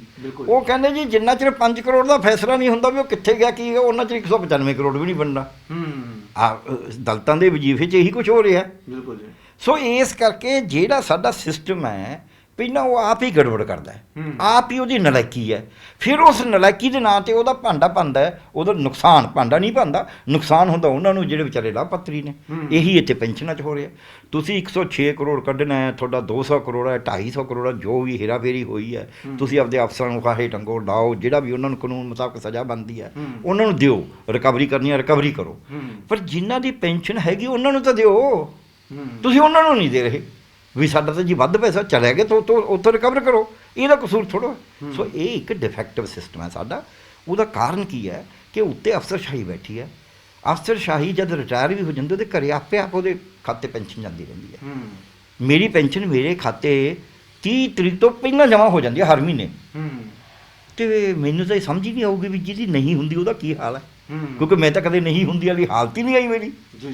ਸੋ ਇਸ ਕਰਕੇ ਇੱਕ ਤਾਂ ਊਂ ਹੀ ਬਹੁਤ ਜ਼ਿਆਦਾ ਹੁੰਦੀ ਹੈ, ਦੂਜੀ ਗੱਲ ਉਹਨੂੰ ਕਦੇ ਉਹ ਰੋਕ ਨਹੀਂ ਪੈਂਦੀ ਅਤੇ ਉਹਨੂੰ ਤਾਂ ਪਤਾ ਹੀ ਨਹੀਂ ਲੱਗਦਾ ਵੀ ਭਾਈ ਜਿਹਨੂੰ ਵਿਚਾਰੇ ਨੂੰ 700-800 ਰੁਪਇਆ 750 ਰੁਪਇਆ ਮਿਲਦਾ ਹੈ, ਜੇ ਉਹਨੂੰ ਨਾ ਮਿਲੇ ਉਹਦਾ ਕੀ ਬੁਰਾ ਹਾਲ ਹੋਊਗਾ। ਸੋ ਇਸ ਕਰਕੇ ਜਿਹੜੇ ਫੈਸਲਾ ਕਰਨ ਵਾਲੇ ਨੇ ਉਹਨਾਂ ਨੂੰ ਸੇਕ ਨਹੀਂ ਲੱਗਦਾ। ਜਿਹਨੂੰ ਫੈਸਲਾ ਕਰਨ ਵਾਲੇ ਨੂੰ ਜੇ ਸੇਕ ਨਹੀਂ ਲੱਗੇਗਾ ਤਾਂ ਉਹ ਫੈਸਲਾ ਨਹੀਂ ਕਰਦਾ। ਅੱਜ ਸਾਡੇ ਸਿਸਟਮ ਹੈ ਕੋਈ ਚੰਗੀ ਵਾਸਤੇ ਵੀ ਮੈਂ ਕਰਨਾ ਹੈ, ਮੇਰੀ ਡਿਊਟੀ ਹੈ, ਫਰਜ਼ ਹੈ, ਇਹ ਸਭ ਗੱਲਾਂ ਕਾਗਜ਼ਾਂ ਦੀਆਂ ਨੇ। ਇਹ ਸਭ ਗੱਲਾਂ ਲੋਕਾਂ ਨੂੰ ਦੱਸਣ ਵਾਸਤੇ ਨੇ। ਜੇ ਫਰਜ਼ ਨਿਭਾਉਂਦੇ ਹੁੰਦੇ ਤਾਂ ਮੈਂ ਤੁਹਾਨੂੰ ਗਰੰਟੀ ਦਿੰਦਾ ਵੀ ਸਵਾਲ ਹੀ ਨਹੀਂ ਪੈਦਾ ਹੁੰਦਾ ਸੀ। ਜਿਨ੍ਹਾਂ ਨੂੰ ਹੱਕ ਹੈ ਉਹਨਾਂ ਦੀ ਪੈਨਸ਼ਨ ਨਾ ਲੱਗਦੀ, ਉਹਨਾਂ ਨੂੰ ਸਮੇਂ ਸਿਰ ਨਾ ਮਿਲਦੀ। ਇੱਕ ਬੰਦਾ ਇਹਨਾਂ 'ਚੋਂ ਇਕੱਲਾ ਡਾਇਰੈਕਟਰ ਹੈ ਜਿਹੜਾ ਸੋਸ਼ਲ ਸਿਕਿਉਰਿਟੀ ਦਾ, ਉਹ ਫੈਸਲਾ ਕਰ ਲੇ ਵੀ ਨਹੀਂ ਇਹ ਪੈਨਸ਼ਨ ਹੇਰਾਫੇਰੀ ਨਹੀਂ ਹੋਣ ਦੇਣੀ। ਮੈਂ ਕਹਿੰਦਾ ਉਹ ਪੈਸਾ ਨਹੀਂ ਪ੍ਰਬੰਧ ਕਰਾ ਸਕਦਾ ਸਰਕਾਰ ਤੋਂ, ਜਿੰਨਾ ਪੈਸਾ ਹੈ ਉਹਨਾਂ ਤਾਂ ਠੀਕ ਵੰਡ ਸਕਦਾ। ਮੈਂ ਕਿਉਂ ਕਹਿਣਾ, ਮੈਂ ਹਸਪਤਾਲ 'ਚ ਮੇਰੇ ਕੋਲ ਦਵਾਈਆਂ ਆਉਂਦੀਆਂ ਸੀ, ਸਾਰੇ ਮਰੀਜ਼ਾਂ ਨੂੰ ਮੈਂ ਦਵਾਈ ਨਹੀਂ ਦੇ ਸਕਦਾ, ਪਰ ਜਿਹੜੀ ਮੇਰੇ ਕੋਲ ਆਈ ਹੈ ਉਹ ਜ਼ਿਆਦਾ ਹੱਕਦਾਰ ਮਰੀਜ਼ਾਂ ਨੂੰ ਦੇਣਾ ਤਾਂ ਠੀਕ ਤਰੀਕੇ ਨਾਲ ਮਿਲ ਜੇ, ਖੜੇ ਨਾ ਰਹਿਣਾ ਪੈ ਜੇ। ਉਹੀ ਵਿਹਲੇ ਹੀ ਨਾ ਵਿਚਾਰਾ ਮੁੜੀ ਨਾ ਜਾਵੇ, ਅੱਜ ਤਾਂ ਅਸੀਂ 20 ਨੂੰ ਦੇਤੀ ਹੁਣ 21 ਮੈਨੂੰ ਤਾਂ ਦੇਣੀ ਨਹੀਂ। ਮਤਲਬ ਇਹ ਪ੍ਰਬੰਧ ਤਾਂ ਮੈਂ ਕਰਨਾ ਹੈ ਨਾ। ਸੋ ਅੱਜ ਅਸੀਂ ਪ੍ਰਬੰਧ ਥਾਂ 'ਤੇ ਨਹੀਂ ਕਰ ਰਹੇ, ਤਨਖਾਹਾਂ ਲੈ ਰਹੇ। ਜੀ ਗਰਗ ਸਾਹਿਬ, ਇਹਦੇ ਵਿੱਚ ਬਜ਼ੁਰਗ ਸਾਡੇ ਸਨਮਾਨਯੋਗ ਨੇ, ਲੰਮਾ ਤਜਰਬਾ ਹੁੰਦਾ ਉਹਨਾਂ ਦੇ ਕੋਲੇ। ਸਾਡਾ ਜਿਹੜਾ ਸੱਭਿਆਚਾਰ ਕਲਚਰ ਵੀ ਇਹ ਸਿਖਾਉਂਦਾ ਕਿ ਅਸੀਂ ਬਜ਼ੁਰਗਾਂ ਦੇ ਪੈਰੀ ਹੱਥ ਲਾਉਂਦੇ ਹਾਂ। ਅਤੇ ਪਰ ਬਜ਼ੁਰਗ ਅੱਜ ਸਾਡੇ ਜਿਹੜੇ ਹੈਗੇ ਨੇ ਉਹ ਸੜਕਾਂ ਦੇ ਉੱਤੇ ਰੁਲਦੇ ਨਜ਼ਰ ਆਉਂਦੇ ਨੇ। ਇਸ ਉਮਰ ਦੇ ਕਈ ਬੱਚੇ ਉਹਨਾਂ ਨੂੰ ਘਰੋਂ ਕੱਢ ਦਿੰਦੇ ਨੇ, ਪੈਨਸ਼ਨਾਂ ਉਹਨਾਂ ਨੂੰ ਕਈ ਵਾਰੀ ਨਹੀਂ ਮਿਲਦੀਆਂ। ਤੁਸੀਂ ਦੇਸ਼ ਵਿਦੇਸ਼ਾਂ ਦੀ ਵੀ ਸੈਰ ਕੀਤੀ ਹੈ, ਅਤੇ ਜਿਵੇਂ ਆਪਾਂ ਹਾਲ ਵੀ ਤੁਸੀਂ ਮੈਨੂੰ ਲੱਗਦਾ ਕੋਵਿਡ ਵਿੱਚ ਅਮਰੀਕਾ ਵਿੱਚ ਗਏ ਸੀਗੇ ਅਤੇ ਹੋਰ ਵੀ ਕੰਟਰੀਆਂ ਤੁਸੀਂ ਜਾ ਕੇ ਆਏ ਹੋ। ਉੱਥੇ ਜਿਹੜੇ ਸੀਨੀਅਰ ਸਿਟੀਜ਼ਨ ਨੇ ਉਹਨਾਂ ਲਈ ਕਿਸ ਤਰ੍ਹਾਂ ਦਾ ਸੁੱਖ ਸਹੂਲਤਾਂ ਲਈ ਸਰਕਾਰਾਂ ਨੇ ਪ੍ਰਬੰਧ ਕੀਤਾ, ਜਾਂ ਆਪਾਂ ਇੰਡੀਆ ਦੇ ਨਾਲ ਕੰਪੈਰੀਜ਼ਨ ਕਰੀਏ ਤਾਂ? ਦੇਖੋ, ਜਿੱਥੋਂ ਤੱਕ ਸਵਾਲ ਹੈ ਉੱਥੇ ਬੜੇ ਓਲਡ ਏਜ ਹੋਮ, ਉਹਨੂੰ ਮਤਲਬ ਔਰਫਨੇਜ ਹੀ ਨਹੀਂ ਕਹਿੰਦੇ ਉਹ, ਅਤੇ ਏਜ ਹੋਮ ਬਣੇ ਹੁੰਦੇ ਨੇ। ਹਰ ਇੱਕ ਬੰਦਾ ਆਪਦਾ ਨਾਮ ਲਿਖਾ ਦਿੰਦਾ। ਉਹ ਇੱਕ ਸਰਟਨ ਉਮਰ ਤੋਂ ਬਾਅਦ ਚਾਹੇ ਉਹਦੇ ਬੱਚੇ ਹੈਗੇ ਨਹੀਂ ਹੈਗੇ, ਉਹਦੀ ਆਮਦਨ ਕੀ ਸੀ, ਉਹਨਾਂ ਨੂੰ ਉੱਥੋਂ ਸੋਸ਼ਲ ਸਿਕਿਉਰਿਟੀ ਪੱਕੀ ਹੈ। ਅਤੇ ਉਹ ਸੋਸ਼ਲ ਸਿਕਿਉਰਿਟੀ ਦੇ ਵਿੱਚ ਉਹਨਾਂ ਨੂੰ ਕਿਤੇ ਜਾਣਾ ਨਹੀਂ ਪੈਣਾ, ਕੁਛ ਨਹੀਂ ਕਰਨਾ ਪੈਂਦਾ, ਉਹਨਾਂ ਨੂੰ ਲੁੱਕ ਆਫਟਰ ਕਰਨ ਵਾਲੇ ਨੇ ਉੱਥੇ ਇਹ ਹੈ। ਇਸੇ ਤਰ੍ਹਾਂ ਕਈ ਸੋਸ਼ਲ ਸਿਕਿਉਰਿਟੀ ਦੇ ਐਸੇ ਨੇ ਵੀ ਸੋਸ਼ਲ ਸਿਕਿਉਰਿਟੀ ਦੇ ਵਿੱਚ ਉਹ ਕਹਿੰਦੇ ਨੇ ਵੀ ਜਿਵੇਂ ਹੁਣ ਤੁਸੀਂ ਯੰਗ ਹੋ, ਤੁਸੀਂ ਕਹਿੰਦੇ ਹੋ ਕੋਈ ਗੱਲ ਨਹੀਂ ਜੀ, ਮੈਂ ਕਿਸੇ ਦੀ ਸ਼ਾਮ ਨੂੰ 2 ਘੰਟੇ ਜਾਂ ਸਵੇਰੇ ਜਾਂ ਕਿਸੇ ਵੇਲੇ ਜਾਂ ਮਹੀਨੇ 'ਚ 2 ਦਿਨ ਮੈਂ ਐਂ ਕੰਮ ਕਰ ਸਕਦਾ, ਕਿਸੇ ਬਜ਼ੁਰਗ ਨੂੰ ਸਾਂਭ ਸਕਦਾ। ਉਹ ਇਸ ਤਰ੍ਹਾਂ ਦੀਆਂ ਜਥੇਬੰਦੀਆਂ ਬਣੀਆਂ ਹੋਈਆਂ ਨੇ, ਆਰਗੇਨਾਈਜੇਸ਼ਨਾਂ ਸਰਕਾਰ ਦੀਆਂ, ਜਿਹੜੇ ਵਿੱਚ ਤੁਹਾਡੇ ਘੰਟੇ ਜਮ੍ਹਾਂ ਹੋਈ ਜਾਣਗੇ। ਤੁਸੀਂ ਉੱਥੇ ਦੇਖੀ ਜਾਓਗੇ, ਕੰਮ ਕਰੀ ਜਾਓਗੇ, ਤੁਸੀਂ ਮੈਨੂੰ ਲੁੱਕ ਆਫਟਰ ਕਰੀ ਗਏ। ਜਦ ਤੁਸੀਂ ਬੁਢਾਪੇ ਜਾਓਗੇ, ਤੁਹਾਡੇ ਉਹ ਘੰਟਿਆਂ ਦੇ ਹਿਸਾਬ ਨਾਲ ਤੁਸੀਂ ਕਹੋਗੇ ਹੁਣ ਵੀ ਮੈਥੋਂ ਨਹੀਂ ਹੁੰਦਾ, ਮੇਰੇ ਕੋਲ ਆ ਕੇ ਕੋਈ ਕਰੇ, ਫਿਰ ਉਹ ਤੁਹਾਨੂੰ ਭੇਜਣਾ ਸ਼ੁਰੂ ਕਰ ਦੇਣਗੇ। ਇੱਦਾਂ ਦੇ ਸਮਾਜ ਦੇ ਕਾਫੀ ਕੁਛ, ਹਰ ਸਮਾਜ ਦੇ ਵਿੱਚ ਸੋਸ਼ਲ ਸਿਕਿਉਰਿਟੀ ਸਾਡੇ ਨਾਲੋਂ ਬਿਹਤਰ ਹੈ ਉੱਥੇ।